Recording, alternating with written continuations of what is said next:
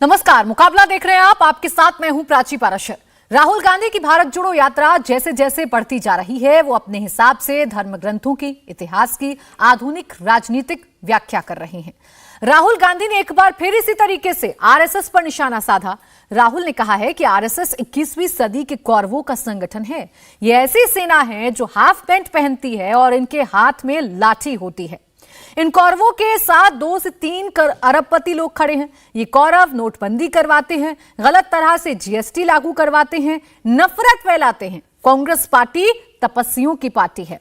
पांडव भी तपस्वी थे, वो सिर्फ 5 थे, लेकिन उनके साथ भीड़ थी, देश की जनता थी। संघ भी कभी तपस्या नहीं करता जैसे कौरव तपस्या नहीं करते थे, बल्कि संघ तो कांग्रेस की तपस्या में विघ्न डालता है। पांडव तपस्या करते थे, उनके साथ हर धर्म के लोग खड़े रहते थे। पांडव मोहब्बत की दुकान लगाते थे, संघ और कौरव नफरत की दुकान लगाते हैं।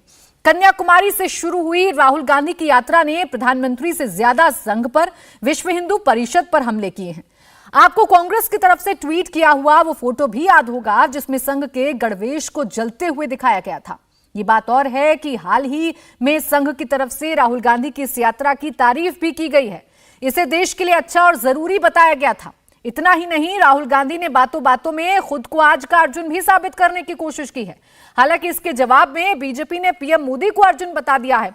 आज मुकाबला में हम संघ पर राहुल गांधी के इस एकतरफा अटैक की वजह जानने की कोशिश करेंगे। किस स्ट्रैटेजी के तहत राहुल आरएसएस को टारगेट कर रही हैं, इस पर बात करेंगे। हमारा सवाल है, खाकी पैंट या सफेद टी शर्ट, किसकी लाठी में कितना दम? और 2024 के कुरुक्षेत्र में कौन होगा कौरव, कौन बनेगा पांडव? 21वीं सदी के कौरव हाफ पैंट, खाकी हाफ पैंट पहनते हैं, हाथ में लाठी लिए होते हैं और शाखा लगाते हैं। उनके साइड में, उनकी तरफ हिंदुस्तान के 2-3 सबसे अमीर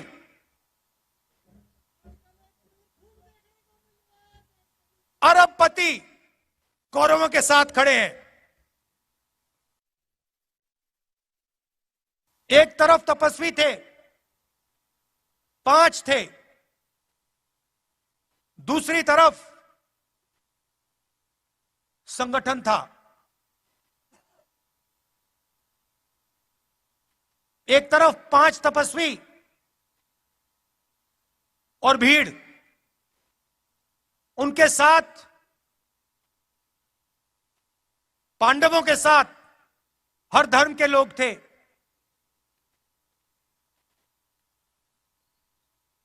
जैसे यहां पे यात्रा चल रही है, पांडवों ने भी अन्याय के खिलाफ काम किया था। पांडवों ने भी नफरत के बाजार में मोहब्बत की दुकान खोली थी। तो आपने सुना राहुल गांधी ने क्या कुछ कहा है। इसी पर चर्चा करने के लिए हमारे साथ खास मेहमान हैं जयवीर शेरगिल, प्रवक्ता बीजेपी, अजय उपाध्याय, प्रवक्ता कांग्रेस, उदित राज, पूर्व सांसद, हर्षवर्धन त्रिपाठी, सीनियर जर्नलिस्ट। आप सभी का बहुत बहुत स्वागत है। मैं शुरुआत अजय उपाध्याय जी आपसे कर रही हूं। सवाल इस बात को लेकर है कि राजनीति करने का अपना अलग अलग तरीका होता है, लेकिन ये कौन सी होड़ अब भारतीय राजनीति में छिड़ गई है कि अपने आप को सकारात्मक बताने के लिए आप तुलना महाभारत से करेंगे, आप पांडवों से करेंगे, कभी अपने आप को राम बता देंगे तो कभी किसी भगवान से अपनी तुलना कर देंगे। कहां तक जायज है? प्राची जी, पहले तो आपको धन्यवाद देता हूं कि राहुल गांधी जी के इस विशद विवेचना को आपने जो है आज डिबेट का टॉपिक रखा है। और आज का जो टॉपिक है बड़ा ही सामयिक है। 2021 के कौरव कौन है? कौरव का एक और भी परिचय है साथ में। वो अंधे होते थे, सत्ता में इतने चूर होते थे कि उनको दिखाई नहीं देता था कि आम जनता पर, गरीब मजदूर किसान पर क्या प्रहार हो रहा है, किस तरह सत्ता जो है अपने लोगों का पोषण कर रही है और गरीबों का शोषण कर रही है। किस तरह कुछ मित्रों की मदद करने में उस समय भी कौरवों के साथ कुछ लोग थे, उन मित्रों की मदद होती थी, बेशक वो अन्याय के साथ खड़े थे, लेकिन जो लोग वहां उस समय सत्ता के साथ नहीं थे उनके साथ किस तरह अन्याय अत्याचार किया जाता था। इसलिए राहुल गांधी जी ने आज जिस तरह की ये चर्चा 2 दिन पहले छेड़ी है, और वहां जहां धर्म स्थली है, कुरुक्षेत्र है, कुरुक्षेत्र में जहां गीता का ज्ञान आया था, वहां इस चर्चा को कहीं ना कहीं प्रेस के माध्यम से बात को रखी। मुझे लगता है आज के सामयिक परिप्रेक्ष्य में हमें यह तय करना होगा कि इतनी महंगाई, बेरोजगारी, किसानों पर लगातार प्रहार, मजदूरों पर लगातार उनके साथ अत्याचार, आत्महत्याएं इतनी बढ़ गई, बेरोजगारी से लोगों का कमर टूट गया, लेकिन कुछ अंधे कौरव इस देश में है जो आज भी इस सरकार के पक्ष में खड़े हैं, लाठी डंडा लेकर खड़े हैं। ये अंतर है। पहले भी पांडव अपने समय में भी कभी नफरत की दुकान नहीं चलाया, कभी हिंसा नहीं फैलाई, न्याय के साथ रहे, मर्यादा के साथ रहे, सिद्धांतों के साथ रहे। आज भी एक बड़ा वर्ग इस देश में है जो गांधीवाद के विचार के साथ है, जो धर्मनिरपेक्षता के विचार के साथ है, जो गरीब मजदूरों को अधिकार देने की बात करता है। जी, आपने कुरुक्षेत्र का जिक्र किया, आपने कौरव पांडवों का जिक्र किया, आपने कौरव तो साफ कर दिए कि कौरव कौन है, आपने बता दिया कि कौरव कौन है, कैसे वो इस देश में नफरत बांट रहे हैं। आप मुझे बताएंगे कि 5 पांडव कौन है आपकी नजर में? पूरे देश में पता है आज जिस तरह से न्याय के साथ कौन खड़ा है, किसान कौन खड़ा है बताइए। पर जब अत्याचार होता है तो उसकी आवाज कौन बनता है, कौन मजदूरों के लिए लड़ता है, कौन नहीं, सवालों का जवाब सवाल नहीं हो सकते ना अजय उपाध्याय जी। मैं तो आपसे जानना चाह रही हूँ, एक्चुअली मुझे समझ में नहीं आया सर, तो मैं आपसे जानना चाह रही हूँ कि ये पांडव कौन है। प्राची जी, मुझे लगता है आप बहुत ही विदुषी पत्रकार हैं और आपको इसमें मुझे नहीं लगता समझ नहीं आ रही है, जब पूरे देश को समझ में आ रही है। नहीं, मुझे नहीं समझ में आया सर, नहीं समझ में आया मुझे, क्योंकि कौरव पांडव का जो आप कॉन्टेक्स्ट दे रहे हैं, कौरव तो आपने बता दिया अपने बयानों में। 1 मिनट अजय पार्टी के लोग मिटाना चाहते हैं। अजय जी 1 सेकंड, आपने कौरव तो बता दिए, एक बार मुझे प्लीज बता दीजिए पांडव कौन है। मैं तो बता रहा हूं, कांग्रेस पार्टी के लोग चाहते हैं कि देश से नफरत मिटे, देश से हिंसा मिटे, देश में न्याय स्थापित हो, न्याय का शासन स्थापित हो। जिस तरह सत्ता चोरी की जाती है, षड्यंत्र किया जाता है, जिस तरह दूसरे को बदनाम किया जाता है, ऐसी परिस्थिति न हो। कम से कम सत्ता के लिए, सियासत के लिए कोई इतना गिरे नहीं। कांग्रेस पार्टी मूल्यों की राजनीति कर रही है। अजय जी, अब सवाल यह है कि कौन सा ज्ञान आप लोगों को प्राप्त हो गया है कि आप दूसरे को कौरव बता रहे हैं और अपने आप को पांडव प्रोजेक्ट कर रहे हैं इस देश के सामने? ये हक आपको किसने दिया है, ये लाइसेंस आपको किसने दिया है कि आप दूसरे को कौरव बताएंगे और अपने आप को पांडव बताने लग जाएंगे? प्राची जी, इस देश में हमारा इतिहास गवाह है, महाभारत हुआ था और पूरे विश्व को पता है, पूरे देश को पता है किन संस्कृति और किन मूल्यों पर ये बातें हुई थी। उस समय भी वो बात थी और आज भी वो बात है। क्या उस समय क्या सियासत पर कोई बैठा हुआ व्यक्ति था? सबको पता है कि किस तरह वो अंधा हो गया था, किस तरह गरीब मजदूर अपने प्रजा के लिए भी वो कारगर नहीं था, किस तरह से लोग महंगाई। तो आप सत्ता की लड़ाई में नहीं है ना, आप फिर सत्ता की लड़ाई में नहीं है जो उपाध्याय जी, थोड़ा सा क्लियर कर दीजिए, कंफ्यूजन है इस देश में। यानी अब आप लोग सत्ता की लड़ाई में नहीं है, अब आप सत्ता की लड़ाई में नहीं है। अगर बीजेपी और आरएसएस सत्ता की लड़ाई में आगे बढ़ रही है तो आप लोग सत्ता की लड़ाई में नहीं है और इसी वजह से अपने आप की तुलना पांडवों से कर रहे हैं। प्राची जी, हम न्याय के साथ हैं और सत्ता के लिए संघर्ष यदि होगा तो हम न्याय के साथ सत्ता के लिए संघर्ष करेंगे। जिस तरह से सत्ता चुराने का काम है, जिस तरह षड्यंत्र करने का काम है, जिस तरह लोगों को बदनाम, फिर अपने आप को तपस्वी मत बताइएगा अजय उपाध्याय जी, मैं यही क्लियर कर रही थी, क्योंकि तपस्वी की जो परिभाषा मैं जानती हूँ, मेरा देश जानता है, वो ये कि उन्हें किसी चीज की मोह नहीं होता, कोई किसी माया का लालच नहीं होती, सत्ता पर जाने का कोई भी मन उनको नहीं होता। अगर तपस्वी का आप जिक्र करेंगे तो इस तपस्वी शब्द का इस्तेमाल फिर मत करिएगा। खैर शेरगिल जी, आप लोगों को क्या आपत्ति हो जाती है? बार बार कांग्रेस यही कहती है कि आप लोगों को क्या आपत्ति हो जाती है अगर राहुल गांधी महाभारत का जिक्र कर रहे हैं, रामायण का जिक्र कर रहे हैं, भगवान शिव का जिक्र कर रहे हैं, तो आप उनका उपहास क्यों उड़ाने लगते हैं, उन्हें कॉमेडी सर्कस क्यों कहने लगते हैं? प्राची जी, सबसे पहले धन्यवाद, आपने मुझे अपने शो पर बुलाया। उम्मीद करता हूं कि बाकी प्रवक्ता और वक्ता मुझे टोकेंगे नहीं, क्योंकि शो पांडवों और कौरवों पे है। किसी ने खूब लिखा है, दुर्योधन पे लिखा है, जो मैं जिद्दी बनना चाहूं, क्यों ना दुर्योधन हो जाऊं, पश्चाताप नहीं है मुझे रत्ती भर, मैं खुद ही मिट्टी में मिल जाऊं। माननीय श्री राहुल गांधी जी की बेतुकी बयानबाजी, तर्कहीन बयानबाजी से ये अब एक बार फिर से स्पष्ट हो गया है कि उन्होंने भारतीय राष्ट्रीय कांग्रेस को मिट्टी में मिलाने की जिद पकड़ी हुई है। और विनम्रता से कहता हूं कि लगता है सुपारी ली हुई है कि भारतीय राष्ट्रीय कांग्रेस किसी भी प्रकार से जिंदा ना हो जाए। तीसरी बात, आज देखिए राजनीतिक हताशा, पॉलिटिकल डेस्परेशन। माननीय श्री राहुल गांधी भारत जोड़ो यात्रा को चर्चा में रखने इतने डेस्परेट हो गए हैं कि धर्म को चोट, इतिहास को बंटाधार, पुजारियों के, देश के पुजारियों का अपमान और देश हित को चोट और नफरत फैलाने का काम कर रहे हैं। ये सारे तथ्य मैं दूंगा। आज आप बात गौरव पांडवों की कर रहे हैं। मुझे तो लगता है श्री राहुल गांधी जी को संजय की जरूरत है, जो उनको वास्तविकता से रूबरू कराएं। और मैं भी, आपने जैसे पूछा, आप जानना चाहती हैं पांडव कौन है, मैं जानना चाहता हूं कौन से महाभारत में कौन से नोट चलते थे जिसकी नोटबंदी नहीं की, कौन सी उस दौर में कौन सा और धर्म था सनातन हिंदू धर्म के अलावा जो और बाकी धर्म के लोग आके खड़े हो गए थे पांडवों से, कौन से वो अरबपति थे उस दौर में, ये कौन से इतिहास। खिल्ली उड़ाने की बात नहीं, ये गंभीर है कि मैंने 9 वर्ष भारतीय राष्ट्रीय कांग्रेस में रहा हूं, मैंने राहुल जी से बहुत बार चर्चा की है, पर आज मुझे चिंता हो रही है श्री राहुल गांधी किस रास्ते पे चले गए हैं। कौन सी पाठशाला, कौन सा व्यक्ति, कौन सा चेला, कौन सा दरबारी उनको कौन सी महाभारत पढ़ा रहा है जिसमें नोट भी हैं, जीएसटी भी है, बाकी धर्म के लोग भी हैं और अरबपति भी हैं। आप खिल्ली की बात करती हैं, इस पूरी भारत तोड़ो यात्रा का जो निष्कर्ष है वो क्या है? पहले बयान आता है मुझे सर्दी नहीं डर लगता है, जिनको डर लगता है वो स्वेटर डालते हैं। फिर वो अपनी तुलना अर्जुन से कर लेते हैं, वो भी इतिहास में गलत, कि अर्जुन को पता नहीं था आगे जाके क्या होना है। फिर वो कहते हैं कि देश पुजारियों का नहीं है। फिर वो कुत्ते बिल्लियों की बात करते हैं वो भारत जोड़ो यात्रा में आए। फिर वो जगदीश टाइटलर की ताजपोशी करते हैं। फिर वो जॉर्ज पुनिया जो कहता है मैं इसलिए जूते नहीं डालता, वो पादरी, क्योंकि भारत, जो हमारी भारत माँ की धरती है, अपवित्र है। सत्य तो ये है श्री, लेकिन शेरगिल जी, सवाल इस बात को लेकर भी खड़ा हो रहा है कि इतना नाम तो कांग्रेस ही नहीं लेते हैं राहुल गांधी का, जितना नाम आप लोग लेते हैं। आप एक तरफ कहते हैं कि भारत जोड़ो यात्रा बिल्कुल नाकाम है, सफल नहीं है, लेकिन सबसे ज्यादा माला जपते हुए तो आपके नेता नजर आते हैं। ट्वीट्स आप देख लीजिए, राहुल गांधी कुछ भी कहते हैं, आप मजाक की लाइन दे देते हैं, टैग लाइन दे देते हैं और शेयर करने पर लग जाते हैं। तो राहुल गांधी को तो सबसे ज्यादा आप लोग ही फेमस कर रहे हैं। प्राची जी, बहुत अच्छा प्रश्न पूछा, मुझे शुरू में ही कह देना चाहिए था।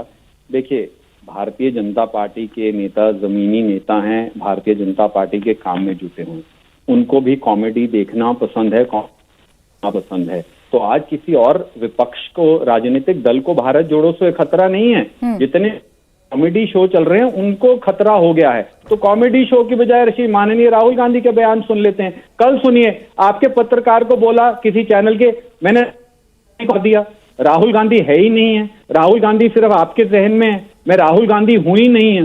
किस आप मुझे बताइए, नोट जब महाभारत के में कौन से नोट थे, और जो राहुल गांधी को मार दिया जो व्यक्ति पंजाब में घूम रहा है वो कौन है, हम जानना चाहते हैं। ठीक है, इन सवालों के जवाब लेते हैं। उदित राज जी, ये जो कंफ्यूजन हो रही है, बार बार राहुल गांधी जिस तरीके के बयान देते हैं, कभी हिंदुत्व के बीच का अंतर समझाते हैं, कभी तपस्या और पूजा के बीच का अंतर समझाते हैं, कभी भगवान शिव का जिक्र करते हैं, और आज कौरव और पांडवों के बीच का अंतर समझा रहे थे।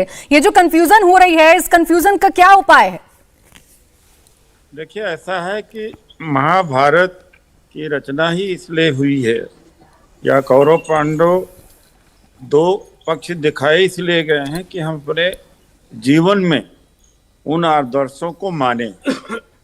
पांडव का युधिष्ठिर 5 जो पांडव थे, ये धर्म के रास्ते पर चल रहे थे।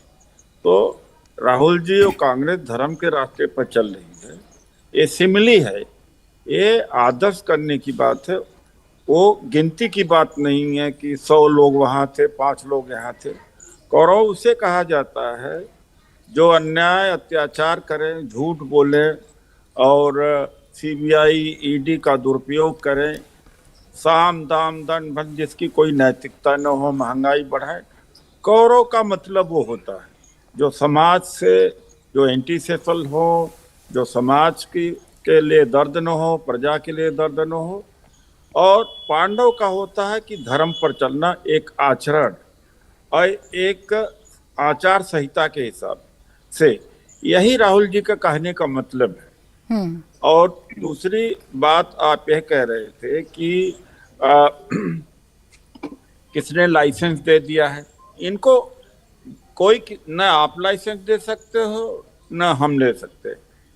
बीजेपी को किसने लाइसेंस दे दिया कि कांग्रेस को ये कहते हैं राष्ट्र हिंदू विरोधी, किसने लाइसेंस दे दिया? जिस तरह से इन्हें लाइसेंस किसी ने नहीं दिया, उसी तरीके से राहुल गांधी जी को किसी के लाइसेंस की जरूरत नहीं, हमें किसी लाइसेंस की जरूरत नहीं है। ये बात। दूसरी बात कि आपने एक बहुत अच्छी बात करी, मैं आपकी सराहना भी करता हूँ कि राहुल गांधी के टी शर्ट से इनको परेशानी, टी शर्ट से इनकी पैंट को परेशानी हो गई है। अरे क्या मतलब कि राहुल जी क्या पहनते हैं, क्या खाते हैं? अरे मतलब की बात पूछो कि महंगाई की बात है, देश के किसान की बात है, बेरोजगारी की बात है, काम की बात ना पूछो भाई, काम की बात पूछो ना। जाति ने पूछो साधु की पूछ लीजिए काम। तो राहुल जी आखिर में कौन सा, यही तो कह रहे हैं ना कि महंगाई कम कर दो, यही तो कह रहे हैं बेरोजगारी हटना चाहिए, यही तो कह रहे हैं लेकिन उदित राज जी, अब ये भी तो समझ में आ रहा है, अगर बीजेपी ने एक बार राहुल गांधी जी की टी शर्ट की बात की तो आपने तो अब उसे ब्रांडिंग का एक जरिया बना लिया है। आप लोग कह रहे हैं कि किसने, आपने सवाल पूछा कि किसने सर्टिफिकेट दिया, ये सवाल बीजेपी से भी पूछना चाहिए, लेकिन अपना ही महिमा मंडन अगर आप लोग करने लग जाएंगे तो सवाल तो पूछे जाएंगे ना। एक टी शर्ट को लेकर आपने कितनी बढ़िया ब्रांडिंग करनी शुरू कर दी, आप कंपेरिजन कर रहे हैं संघ की ड्रेस के साथ। अब नहीं, देखिए ऐसा कहाँ हम कर रहे हैं, ब्रांडिंग तो इन्होंने किया टी शर्ट की बात, फिर मीडिया ने कहा कि इसके अंदर भी एक इनर है। ये हम लोग कहाँ अपने तरफ से कह रहे हैं?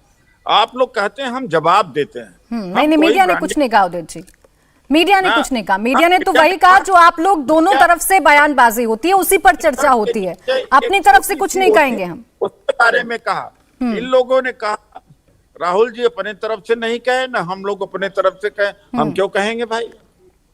ठीक है, ये तो यही कहते हैं, हमारे जयवीर जी कहेंगे, हर्षवर्धन जी भी कह सकते हैं, मैं नहीं समझता हूँ। लेकिन एक बात है कि पार्टी से हमारे प्रवक्ता अजय उपाध्याय हैं, तो मुझे इजाजत दीजिए, वो जवाब दे देंगे, हमारे बड़े काबिल साथी हैं। धन्यवाद। ठीक है। अब हर्षवर्धन जी, अब सवाल यही है, जो जिस तरीके की राजनीति हो रही है और राहुल गांधी जो कुछ कर रहे हैं, जो ग्रंथ हैं सनातन धर्म के, उन ग्रंथों का जिक्र करते हुए अपनी बात कहते हुए नजर आ रहे हैं, इनके क्या मायने निकाले जाएंगे? किस तरीके की राजनीति कांग्रेस कर रही है जिसमें महिमा मंडन भी नजर आता है और जिसमें अपनी तुलना भी ऐसे लोगों से की जा रही है जो पूजनीय है इस देश के लिए? प्राची जी, राहुल गांधी विचित्र मनोदशा के शिकार हो गए और ये विचित्र मनोदशा पूरी कांग्रेस के प्रवक्ता, कांग्रेस के नेताओं को उससे भी विचित्र दशा में ले जा रही है। दुर्भाग्य है कि जिस देश में रामायण महाभारत बच्चों को संदर्भ के साथ ज्ञान में रहती है, ध्यान में रहती है, याद में रहती है, व्यवहार में रहती है, उस महाभारत के बारे में राहुल गांधी को कुछ भी नहीं पता है। दुर्योधन या धृतराष्ट्र या उस वक्त का जो राज था जिसके बाद महाभारत हुई, उसमें ऐसा नहीं था कि कोई गरीब प्रजा, मजदूर, किसान, उनको बड़ी पीड़ा दी जा रही थी। ये पांडवों और कौरवों के बीच अपने अपने साम्राज्य को लेकर युद्ध था, जो धर्म युद्ध में बदल गया और जिसमें खुद योगेश्वर कृष्ण खड़े हो जाते हैं और कहते हैं कि मैं चाहिए या सेना। तो सेना कहां गई थी जिसे भीड़ कहते हैं? वो गई थी कौरवों के साथ। और राहुल गांधी कह रहे हैं कि इधर पांडव हैं, वो खुद को पांडव कह रहे हैं और कह रहे हैं हमारे साथ भीड़ है।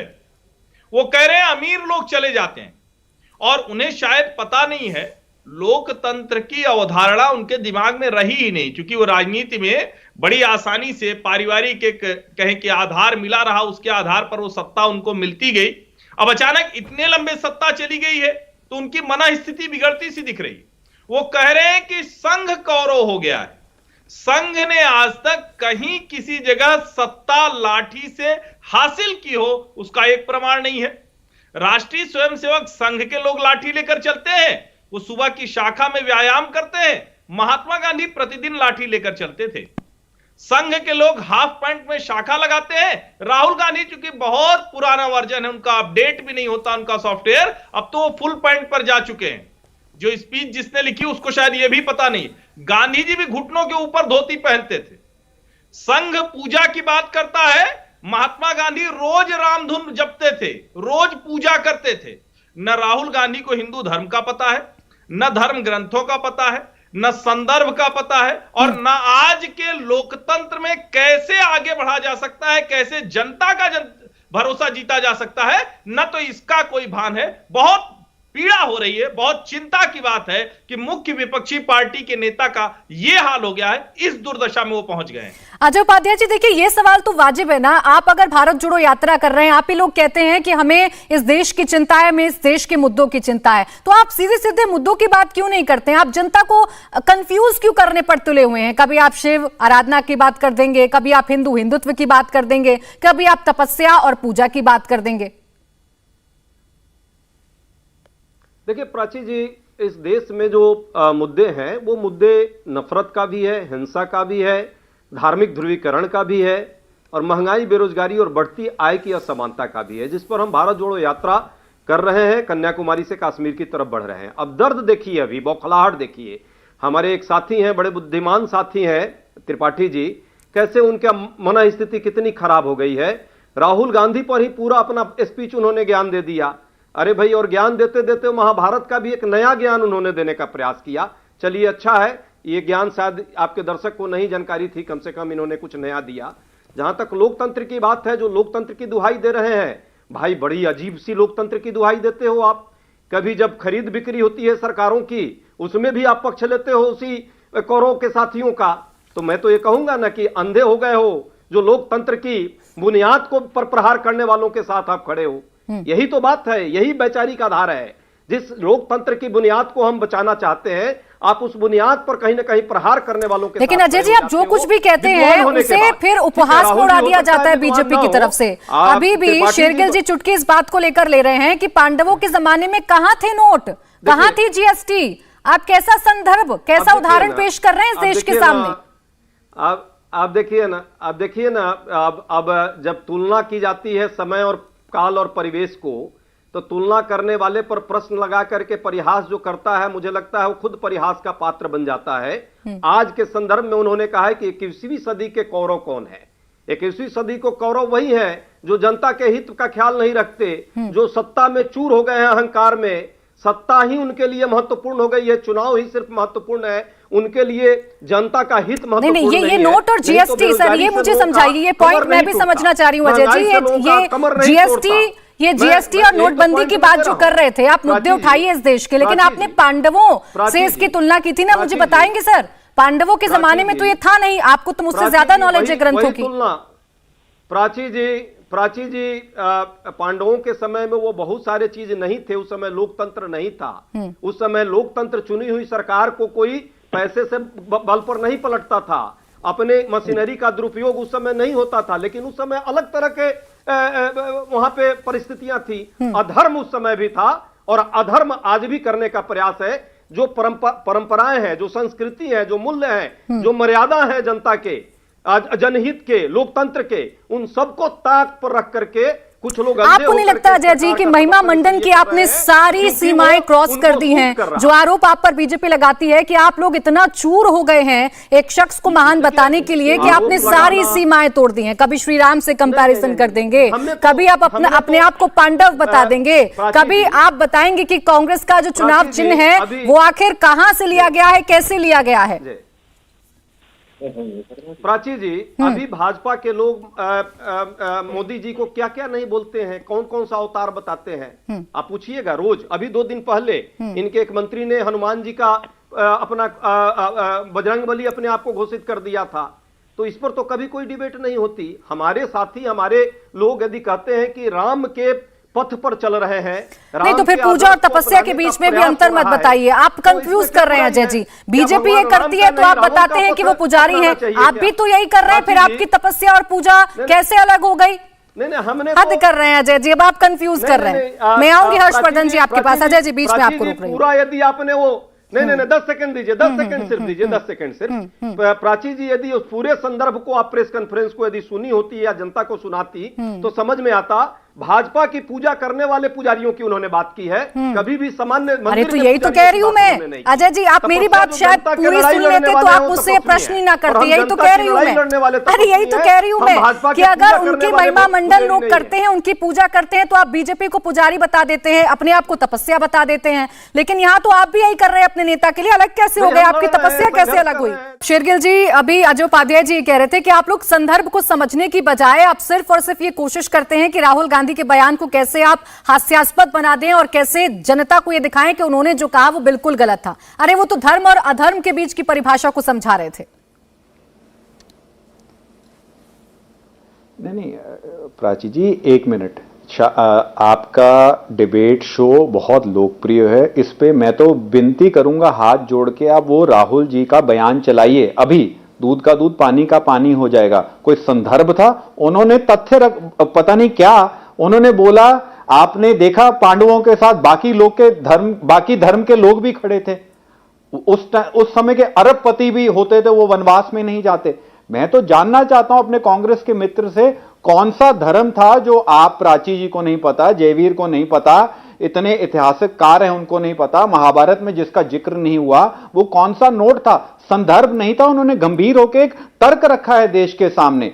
चलिए, वो उनका जो ज्ञान अज्ञान, कौन सी व्हाट्सएप यूनिवर्सिटी, तभी मैंने कहा राहुल जी को एक संजय की जरूरत है जो उनको देश की राजनीति से रूबरू कराए, देश की वास्तविकता से रूबरू कराए कि देश आज जो मतदाता है उसका तालमेल भारतीय राष्ट्रीय कांग्रेस से टूट चुका है।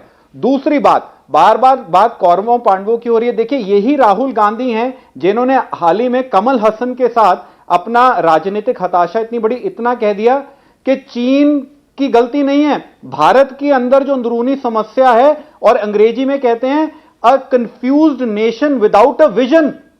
जो व्यक्ति अपने ही देश को confused nation without a vision कह सकता है चीन के डिफेंस में, उसको भारतीय जनता पार्टी अगर उस पर अपना विरोध दर्ज ना करे, खिल्ली ना उड़ाए, तो क्यों? जो व्यक्ति भारत जोड़ो यात्रा में कहता है कि चीन के सैनिकों ने हिंदुस्तान के सैनिकों को पीट दिया, तो क्या वो भारतीय जनता पार्टी की गलती है? और बार बार कौरव पांडव की तुलना हो रही है। अब मैं आपको बताता हूं संदर्भ क्या होता है। अगर हिंदुस्तान को महाभारत की वो जो जंग के, तो हस्तिनापुर ने तो 2014, 2019 में और 2022 में कई राज्यों ने भारतीय राष्ट्रीय कांग्रेस को, हस्तिनापुर की जनता ने नो एंट्री का बोर्ड लगा दिया है। 52 चुनाव हुए हैं, 52 2014 से 22 में। कांग्रेस 47 चुनाव हारी है। दूसरा, अभी उत्तर प्रदेश से निकले हैं, अब 42 बलिया से नेताओं ने इस्तीफा दे दिया, ये बयानबाजी के चलते। 2014 से लेकर आज तक 460 कांग्रेस के नेता इस्तीफा दे चुके हैं। 222 ये बातें आपकी ठीक है शेरगिल जी, आप जो बातें कह रहे हैं वो ठीक है और इसका जवाब अजय जी देंगे। लेकिन जो सवाल आप लोगों पर उठाया जाता है वो ये है कि जब भी कोई और राजनीतिक दल, खासकर राहुल गांधी, खासकर कांग्रेस, जब हिंदुत्व की बात करने लगते हैं, हिंदू देवी देवताओं की बात करने लगते हैं, तो आपको लगता है कि ऐसा ना हो हमारी जो बनी बनाई सियासी जमीन है वो खिसक जाए, और आपके तमाम नेता ये सिद्ध करने में जुट जाते हैं कि कौन असली हिंदू, कौन नकली हिंदू। प्राची जी, जनेऊ धारू का बयान कि राहुल जी जनेऊ धारू हिंदू हैं, हम असली शिव भक्त हैं, वो किसने दिया था? भारतीय जनता पार्टी ने कि कांग्रेस पार्टी ने? वो जग जाहिर है। दूसरा, भारतीय जनता पार्टी जब भी कांग्रेस के नेता और माननीय श्री राहुल गांधी धर्म का अपमान करते हैं तो आपत्ति दर्ज करती है, जो मुझे लगता है करनी चाहिए। अगर आप कहेंगे ये देश भारतवर्ष पुजारियों का नहीं है, केवल तपस्वियों का है, कितने पुजारी हैं देश में? आपके घर में आप पूजा करती हैं, मैं पूजा करता हूं। देश के कितने मंदिरों में हमारे ब्राह्मण बैठे पूजा करते हैं। कितनी सदियों से पूजा जो चली आ रही है, आप उसका अपमान करेंगे और भारतीय जनता पार्टी उस पर आपत्ति ना दर्ज करे? ये नहीं हो सकता। हाल ही में हुसैन दालवी, वो जो भी महाराष्ट्र के नेता हैं, वो कहते हैं योगी आदित्यनाथ भगवा क्यों डालते हैं, वो आधुनिक कपड़े डालें, शायद कोई सुधार हो जाए। वो अगर जगदीश टाइटलर जिन्होंने सिखों का नरसंहार किया, आप उनकी ताजपोशी करेंगे तो हम उस पर आपत्ति नहीं दर्ज करेंगे। सत्य तो ये है, ये जो भारत जोड़ो यात्रा का निष्कर्ष है वो हिंसा, देश विरोधी, अमन शांति विरोधी, ये इसका संदेश है। और श्री राहुल गांधी, जैसे मैंने कहा, इन्होंने खुद ही ठान लिया है जिद कि मैं भारतीय राष्ट्रीय कांग्रेस को पूरी तरह ताला लगा के रहूंगा। उदित राज जी, तो मैंने तपस्या, कहा, पूजा इनके और बयान जो बात अभी कॉमेडी जयवीर शो के शेरगिल जी जैसे बता हैं। रहे हैं, जो एक नई डेफिनेशन दे रहे हैं अभी भारत जोड़ो यात्रा की, वो तो कह रहे हैं कि जो आप भारत जोड़ो यात्रा की बात कर रहे हैं वो बिल्कुल विपरीत है। आप लोग देश को तोड़ना चाहते हैं, आप लोग देश में नफरत फैलाना चाहते हैं, हिंसा फैलाना चाहते हैं। ये बड़ा ही माकूल सवाल आपने किया था, जिसका पर जवाब दे रहे थे। एक था तपस्वी और पूजक। पूजक होता है व्यक्ति पूजक, यहाँ मोदी पूजक है। मोदी मोदी। और राहुल जी तपस्या कर रहे हैं किसके लिए? बेरोजगारी खत्म होना चाहिए और महंगाई खत्म होना चाहिए, दूसरे के लिए कुछ अर्पित कर रहे हैं। तो इस भाव से राहुल जी ने कहा था, ये समझाने की जरूरत है। जो न समझे अलग बात। दूसरी बात है, जो जगबीर जी हैं को चिंता बीजेपी की करनी चाहिए, कांग्रेस की नहीं करना चाहिए कि राहुल जी पार्टी को खत्म कर रहे हैं। ये मेरी चिंता है भैया। ये तो आपके नेता मोदी जी पहले से कह चुके थे कि कांग्रेस भारत बनाएंगे। तो अभी तो मुक्त भारत कांग्रेस नहीं हुआ, कांग्रेस युक्त भारत हो रहा है। और भारत जोड़ो यात्रा से इतने डरे, इतने भयभीत हैं कि बिना राहुल जी के इनका पानी नहीं पसता। ठीक है उदित जी, एक बात आपने भी कही, बार बार राहुल गांधी भी कहते हैं, मुझे लगता है आप मुझे समझा पाएंगे। ये जो तपस्या और पूजा के बीच में अंतर समझा रहे थे, मैं नहीं समझ पा रही हूँ, शेरगिल जी भी सवाल कर रहे थे, ये अंतर मुझे बताइए, ये अंतर क्या है? कौन तपस्वी, कौन पुजारी? तपस्वी यह है, देखिए एक और बात है, जो प्रधानमंत्री की कुर्सी को त्याग दिया हो, राष्ट्रीय अध्यक्ष के पद को ठुकरा दिया हो, उसको तपस्या कहते हैं। जिसको सत्ता का मोह न हो, जिसको जनता से लगाव हो, जो आदमी का अपना कोई निजी कोई आराम, शक्ति, पावर, लोलुपता न हो, उसको तो कहते हैं।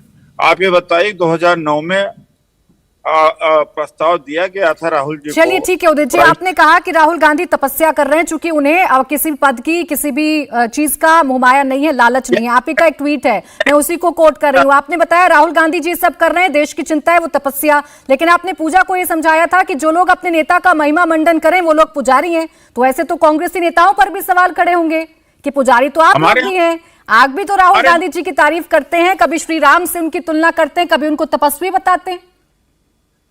देखिए हमारे यहाँ भी कुछ पुजारी हैं, मैं ये नहीं कहता हूँ, लेकिन निश्चित तौर से राहुल गांधी जी तपस्वी हैं।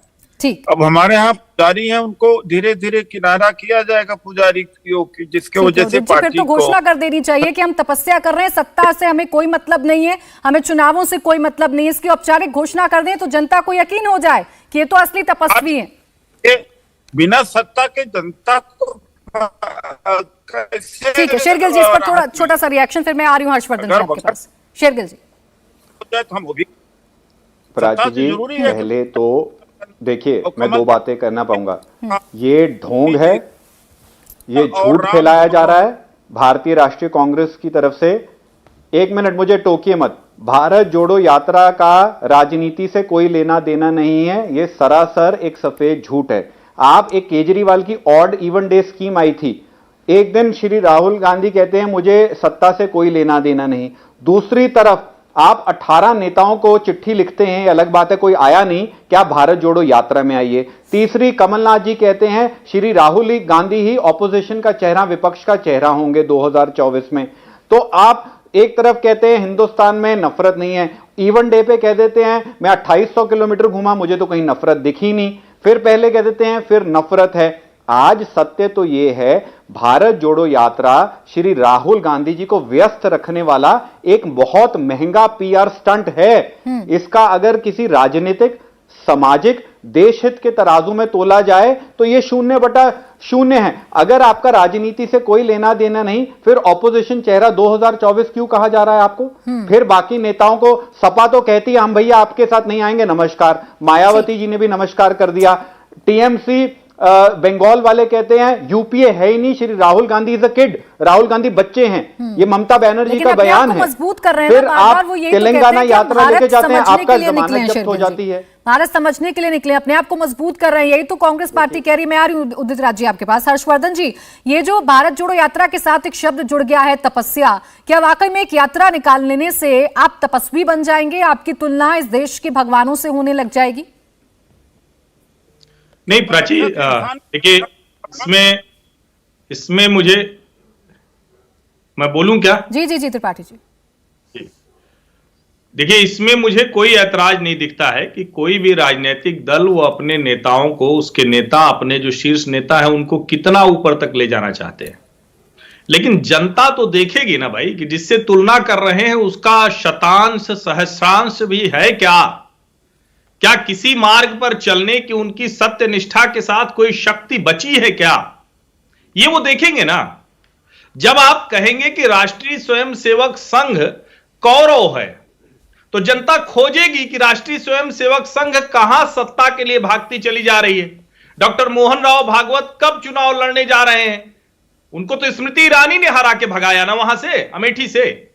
मुझे लगता है कि बड़ी बेतुकी सी चर्चा है, और सचमुच मैं कहूं कि जब बहुत गंभीर होकर इस चर्चा में मैं सोचता हूं कुछ बिंदु रखूं और कांग्रेसियों को बड़ी मुश्किल से उस पर कुछ कुतर्क करते देखता हूं, तो मुझे लगता है कि ये तो हास्य विनोद हो रहा है।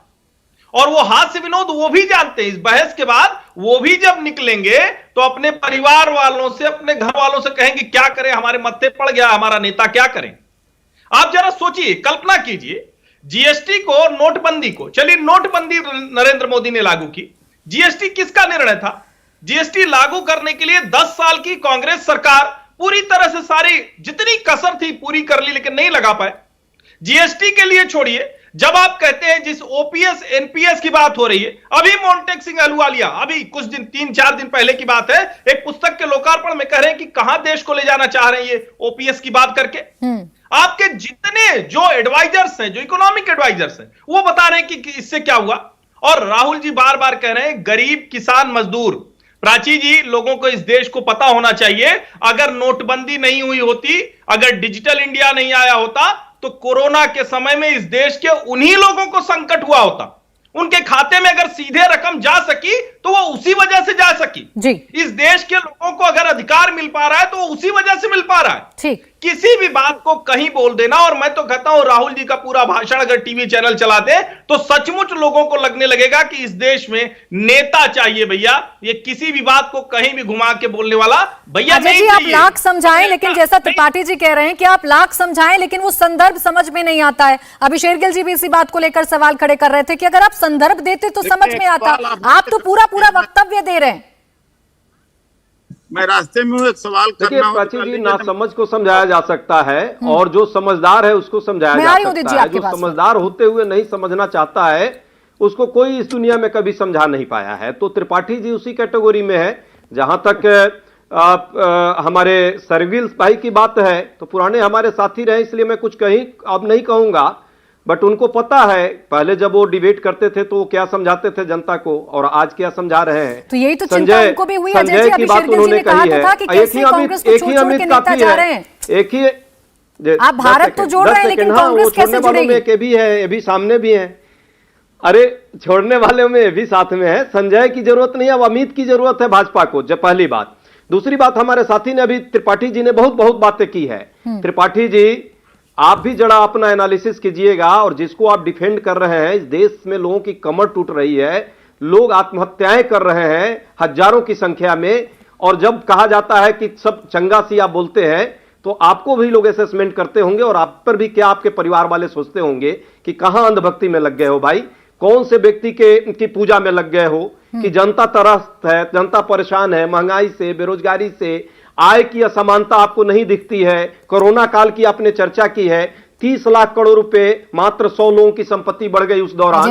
मेरा यही बार-बार आप लोगों से सवाल हो सकता है कुछ मिल रही हो तो बात अलग है। तो अगर आप डायरेक्टली जनता के सामने आपको तपस्वी आप डायरेक्टली जनता के सामने जाएंगे और बिना तपस्या में उलझे हुए, बिना जय सिया राम और जय श्री राम में उलझे हुए, बिना हिंदुत्व और हिंदू में उलझे हुए अगर आप ये सीधी बात रख देंगे तो क्या जनता नहीं समझ पाएगी? आप लोगों को इस कंफ्यूजन की जरूरत क्यों पड़ रही है? प्राची जी, प्राची जी, इस देश के बुनियाद पर प्रश्न करने वाले लोग, जो हिंदू धर्म और हिंदू दर्शन का मजाक उड़ाने वाले लोग, हिंदू संस्कृति पर प्रहार करने वाले लोगों के साथ हम नफरत जो ये लोग जो फैला रहे हैं, हिंसा जो बढ़ा रहे हैं, डर का माहौल बना करके सियासत कर रहे हैं, क्या इन पर प्रश्न नहीं किया जाना चाहिए? ठीक है त्रिपाठी जी, एक काउंटर प्रश्न कर ये लीजिए। भी मैं आगे है, शेरगिल जी और आपके जनता के तत्कालिक मुद्दे महंगाई, बेरोजगारी, ठीक है, बार-बार और आय सवाल की पूछ रहे थे असमानता ना है। हर्षवर्धन जी हम से, दोनों हर्षवर्धन मुद्दों जी। पर जनता के साथ खड़े हैं और जनता इस बात को समझ रही है। एक सेकंड अजय जी, जो आ गई पुजारी आपकी बात आ हैं, गई। इसी तरह के मैं पुजारी आ रही हूँ को उदित जी, फिर आपके पास आ रही हूँ। एक छोटा सा काउंटर हर्षवर्धन जी से। हाँ। प्राची, मैं चुनौती देता हूं कि कांग्रेस का कोई भी प्रवक्ता नेता महंगाई और बेरोजगारी पर तय करके मुझसे बहस कर ले। एक आंकड़ा बताता हूं, जनता गूगल करेगी। राजस्थान में 27% बेरोजगारी, गुजरात में 1.6% बेरोजगारी। बेरोजगारी पर बोलने की इनकी स्थिति नहीं है, इसीलिए महंगाई पर रैली होती है जयपुर में, और उसमें राहुल गांधी हिंदू और हिंदुत्व का अंतर समझाते हरियाणा में जरा हैं। बताएंगे। ये स्थिति देखिए, बहुत अपने बुरी सुविधा के दशा हिसाब में से है। बता दिया इन्होंने। प्रवक्ताओं का हाल बहुत देश बुरा हो में गया। कितनी महंगाई चलिए है, ठीक इस पर नहीं है, आप उदित राज चर्चा जी, करेंगे। मैं आ रही हूँ अजय जी हरियाणा आपके में पास। कितनी महंगाई उदित है, राज इस जी, पर चर्चा नहीं आप सीधे करेंगे। मुद्दों पर क्यों नहीं आते हैं? ये पाकिस्तान और घुमाया चले क्यों जाएंगे जा रहा है इस ब्रिटेन देश और को? अमेरिका पर कंफ्यूजन में चर्चा क्यों लाया जा रहा है? आप करेंगे। जिस यही पार्टी तो की कुतर्क सबसे है। ज्यादा मुखालफत करते हैं, आप बीजेपी को इसलिए तो कोसते हैं कि हिंदुत्व की राजनीति करती है, जनता को कंफ्यूज करती है, मुद्दे भटकाती है। आप क्या कर रहे हैं सर? आप भी तो टी शर्ट और खाकी पैंट पर उलझे हुए हैं। मैं पॉइंटेड जवाब दूंगा हर्षवर्धन त्रिपाठी जी का कि आरएसएस को तो राजनीति से मतलब नहीं है। आरएसएस अगर आज मैदान छोड़ दे, चुनाव का कमान इनके हाथ में न रहे, बीजेपी जीत नहीं सकती। आरएसएस का कैडर जब चुनाव होता है, कम से कम 3 बार हर मतदाता के घर पर जाता है। मैं जब 2014 में चुनाव लड़ने लगा था बीजेपी से, तो 9-10 बजे शुरू करता था। तो लोग मैं जब जाता तो लोग कहते संघ वाले आए थे। तो संघ में यह चुनौती के साथ कह रहा हूं कि 3 बार हर मतदाता को टच करने का, उनसे ज्यादा तो कोई सुपर पॉलिटिक्स तो कोई कर ही नहीं सकता है। ये कह रहे मेरे मित्र हर्षवर्धन जी, आप चुनाव लड़के देख लीजिए, उनके इंटरनल सिस्टम को देख लीजिए, उनसे कोई सुपर नहीं होता है। ठीक है, अपने नेताओं को लड़ा रहे हैं ना, ये आप कह रहे हैं, आपने नेताओं को लड़ा रहे हैं, लेकिन इस बात का जवाब दीजिए कि आप लोग क्यों उलझ गए इस लड़ाई में जिसको लेकर आप बीजेपी को कोसते हैं? एक बात और भाई, इन्होंने कहा बेरोजगारी की बात है। गवर्नमेंट ऑफ इंडिया के पास में संसाधन रिसोर्सेस होते हैं। 2 करोड़ रोजगार देने की बात किसने कही थी? राहुल जी ने तो नहीं किया था, अशोक गहलोत ने नहीं कहा था। 22 करोड़ लोगों ने अप्लाई किया नौकरी के लिए अब तक, और कितना मिला? 7.5 लाख, 8 लाख, आधा % तक नहीं। हमने तो नहीं कहा था 2 करोड़ रोजगार देने का। कौन कह रहे थे बेरोजगारी के ऊपर आप बहस कर लेंगे? आप क्या बहस कर लेंगे भाई? उसका जवाब है आपके पास कि 2 करोड़ मोदी जी ने चिल्ला चिल्ला के कहा, वोट लिया उसके ऊपर। उदय जी, मेरे सवाल पर भी आ जाइए, फिर शेरगिल जी इंतजार कर रहे हैं। सर, मेरे सवाल पर भी आ जाइए, जल्दी से जवाब दे दीजिए कि आप लोग जब इतने सारे मुद्दे हैं तो इन मुद्दों को क्यों नहीं रखते हैं ट्रांसपेरेंटली? आपको क्यों इन शब्दों की जरूरत पड़ती है जिसका आरोप आप हमेशा बीजेपी पर लगाते आए? आप मुझसे सवाल कर रहे हैं? जी जी, आप ही से है, जल्दी से जवाब दीजिए। आ रही हूँ मैं शेरगिल जी आपके पास। क्यों रात दिन हो क्या रहा? हिंदू मुस्लिम कर रहे हैं, और करते क्या हैं? अगर हिंदू मुस्लिम, एक भाषण सुना दीजिए बेरोजगारी और महंगाई के ऊपर मोदी जी का। अरे मैं तो आपकी बात कर रही थी, मैं तो भारत जोड़ो यात्रा की बात कर रही थी। सर, आप जो एग्जाम्पल दे रहे हैं उन संदर्भों को लेकर बात कर रही थी कि आप क्यों गोल गोल घुमा के लोगों को कंफ्यूज कर रहे हैं। खैर, शेरगिल जी, उदित राज जी कह रहे हैं इतनी सारी समस्या है इस देश में, इसलिए तो भारत जोड़ने की जरूरत पड़ी और सफल हो रही है यात्रा, तभी आप लोग बार बार ना चाहकर भी राहुल गांधी जी को टारगेट करते हैं।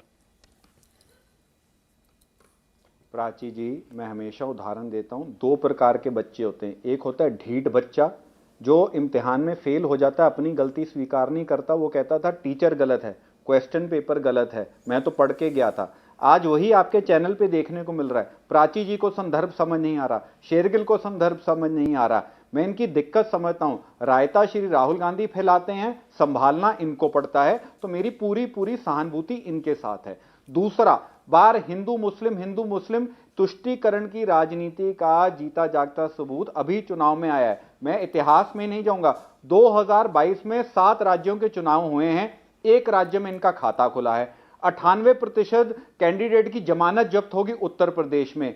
गुजरात में मुस्लिम सीट जहां पे संख्या ज्यादा है, कांग्रेस भाजपा 12 सीटों पे 17 में से आगे है और कांग्रेस का खाता ही नहीं खुला। उत्तर प्रदेश में रामपुर की सीट तक भारतीय जनता पार्टी जीत गई है, जो दिखाती है माननीय नरेंद्र मोदी जी की जो संदेश है सबका साथ सबका विकास, वो घर घर तक पहुंच रहा है।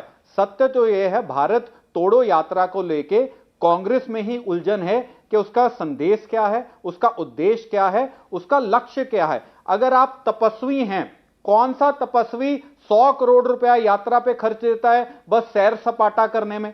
3 नवंबर को 7 बायपोल के चुनाव के नतीजे आए थे। तेलंगाना से भारत जोड़ो यात्रा निकल रही थी, जमानत जब्त हुई। जो सीट कांग्रेस 37,000 वोट पे जीती थी, तीसरे नंबर पे आई। हरियाणा में आदमपुर की सीट ही हार गई। तो भारत जोड़ो यात्रा का अगर आप सामाजिक उद्देश्य भी है, समाज में अभी तक आपने क्या कहा है? ठीक, इनको यह समझ नहीं आ रहा कि आरएसएस को गाली निकालना, प्रधानमंत्री नरेंद्र मोदी जी को गाली निकालने वाली रणनीति बासी पुरानी हो चुकी है, जिसे जनता नहीं मान रही और इनको नकार रही है। जी, जो शेरगिल जी कह रहे हैं, ये उलझन है क्या कि आप लोग खुद डिफाइन नहीं कर पा रहे हैं भारत जोड़ो यात्रा को? देखिए उलझन तो भाजपा का आज सरेआम दिख रहा है कि उसके पास अब अपना प्रवक्ता भी नहीं है, बेचारा हम ही लोगों से बोरो करता है और उसी से बुलवाता है।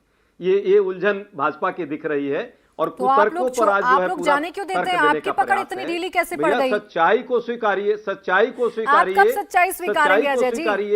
कि ये नहीं देखिए ना, भाजपा का वो देखिए ना क्या हालत हो गई है कि उसके पास अब अपने पास कोई आदमी भी नहीं है जो बोल पाए, उसको कोई डिफेंड भी नहीं कर पा रहा है। अरे तो फिर आप जाने क्यों देते हैं? उधर से डिफेंड करवा रहा है। अरे ये दौर आ गए हैं भाजपा के अब। अजय जी, आपकी पकड़ इतनी क्यों ढीली पड़ रही है? जाने वाले प्रलोभियों को कौन रोक सकता है, जो अभी तक हद करते हैं अजय जी। अपना परिवार टूट रहा है और आपको ये पड़ी है कि पड़ोसी के परिवार में कौन नया सदस्य आ रहा है। अभी 10वां डिबेट देखिएगा मेरे साथी का, मात्र 10वां डिबेट देखिएगा इससे पहले का, तो भाजपा को गाली दे रहे होंगे। कोई बात नहीं, उनका अपना है।